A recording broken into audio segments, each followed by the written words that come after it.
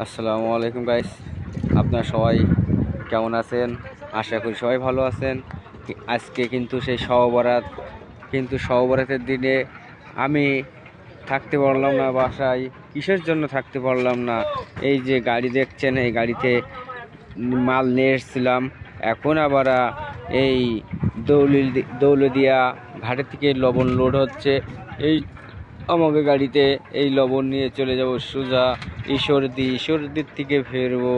আমার সহবরাত কপালে জুটবে না, আল্লাহ বাসে রাখলে আর বছর আবার সহবরাতে হয়তো থাকতে পারি, না হলে নাই। এই দেখছেন জায়গাটা কত সুন্দর। আমি ভাইরাল ঝালমুড়ি, আমি খায়রুল ভাই। ভিডিওটি সবাই বেশি বেশি সাপোর্ট করবেন। কত সুন্দর সুন্দর জাহাজ দেখছেন, দৌলদিয়া ঘাট, খুলনা।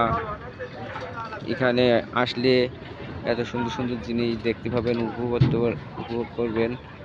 সবাই সুস্থ থাকেন, ভালো থাকেন। খুদা হাফেজ।